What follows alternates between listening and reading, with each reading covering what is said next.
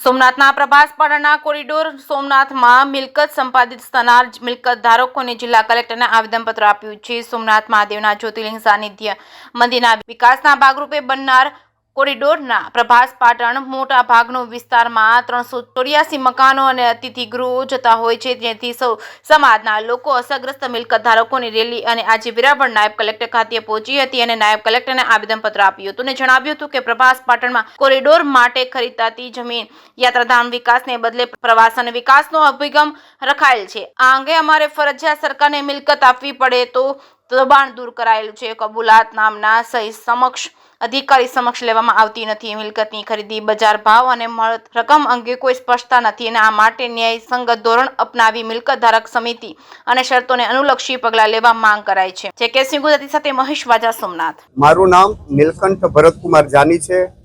હું જૂના સોમનાથ મંદિરની બાજુમાં જૂના સોમનાથ શેરીમાં રહું છું। ત્યાં મારું પ્રાઇવેટ પોતાનું મંદિર આવેલું છે, મારું મકાન આવેલું છે। એ મારું મકાન અને મંદિર એ જમીન નથી, મારો જીવ છે, મારું પ્રાણ છે।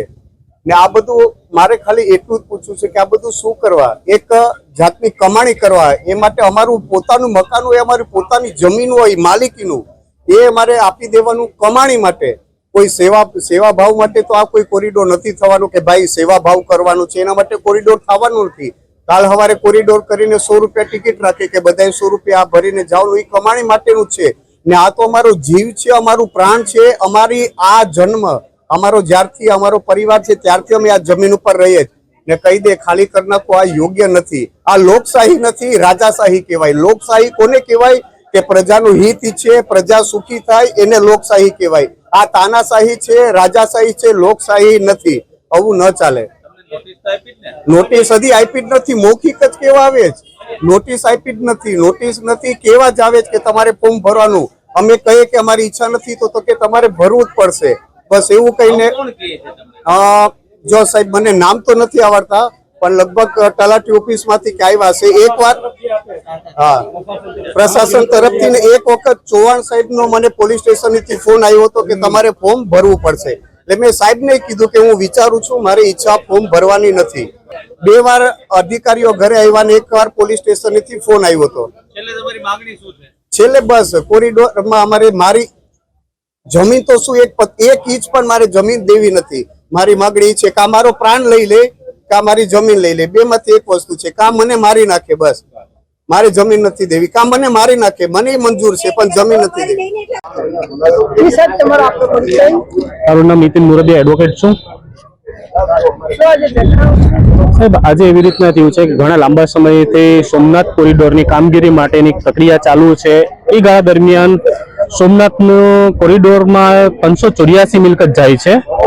એ મિલકત જાય છે એની કોઈ જાતની નોટિસ આવે કે કોઈ જાહેરનામું આપવામાં નથી આવેલું, તેમ છતાં સરકાર દ્વારા તેમને એમ કેમ પ્રકારે માનસિક રીતે ટોર્ચર કરી અને કોઈ પુરાવા આપવા માટે ધમકી આપવામાં આવે છે અથવા તો કોઈ પણ રીતે પ્રેશરાઇઝ કરવામાં આવે છે। એ બાબતે અમે આજરોજ અમે નાયબ કલેક્ટર સાહેબને આવેદનપત્ર આપી અને અમારી વ્યથા કહી દી છે। આજે અમે આવ્યા છે 384 જે મિલકત ગઈ છે એ મિલકતના તમામે તમામ જે ધારકો છે તેમ છતાં ગામજનો સહિત ઘણી બધી પ્રજા આજરોજ આવેદનપત્ર માટે આવેલી છે ને એકઠે થયેલા છે।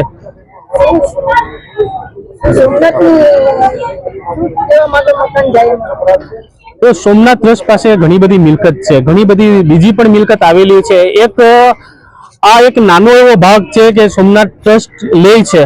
હકીકતમાં સોમનાથ ટ્રસ્ટ પાસે ઘણી બધી આના સિવાયની ઘણી બધી મિલકત છે જેના દ્વારા તે એનો પ્રોજેક્ટ પૂરો કરી શકે તેમ છે। તેમ છતાં પણ સોમનાથ ટ્રસ્ટે આવા કાયદેસરની મિલકત કે જે જૂની પુરાણી છે તે મિલકત તોડી પાડવા માટે પ્રયત્નશીલ છે। આપનો પરિચય? હું વિનોદ જોશી, નાયબ collector Veraval, SDM Veraval. Sir, Somnath કોરિડોરને લઈને એક આખો મુદ્દો ઉઠ્યો છે, લોકો દ્વારા આજે આવેદનપત્ર આપવામાં આવ્યું છે, શું છે આખો મુદ્દો? આપ સૌ જાણો છો કે સોમનાથ કોરિડોરનું ડેવલપમેન્ટ સરકારશ્રી દ્વારા થઈ રહ્યું છે। અત્યારે આ મુદ્દો ઘણા વર્ષોથી પ્રગતિમાં જ હતો, હવે આપણે એના લાસ્ટ સ્ટેજ પર આવી પહોંચ્યા છીએ।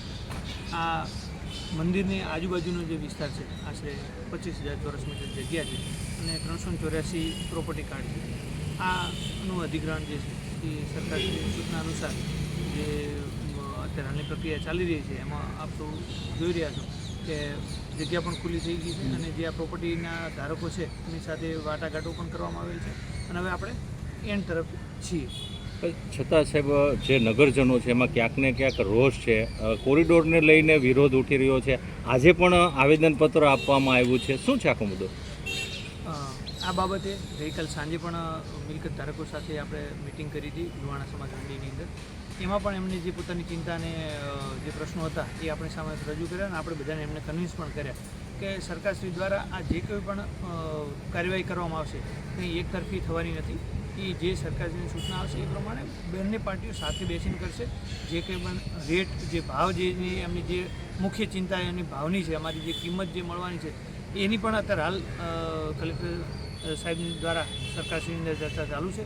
જેવી કિંમત આવશે એ આપણે બધા સાથે શેર કરીશું અને મને વિશ્વાસ છે કે જેવી કિંમત જાહેર થશે એના પછી માણસો સ્વેચ્છાએ જે છે અત્યાર સુધી બહુ સારો સહયોગ કરેલો છે અને આગળ પણ આપણને કરશે અને આ બહુ ઝડપી આ કાર્યવાહી પૂર્ણ થશે. સાહેબ, ગઈકાલથી એક આક્રોશ વધ્યો છે. આક્ષેપો કરી રહ્યા છે કોઈ જાતની નોટિસો આપ્યા વગર સીધા મિટિંગો માટે બોલાવે છે અને દબાણ કરે છે. તંત્ર પોલીસ મારફતે દબાણ કરે છે.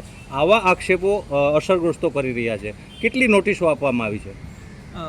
જેમ મેં આગળ વાત કરી એમ આ પ્રોપર્ટીનું જે દસ્તાવેજ જે આપણે લેવાની વાત થાય તો દસ્તાવેજથી જ્યારે કોઈ પ્રોપર્ટીની વાત થતી હોય તો એમાં નોટિસ ન હોય.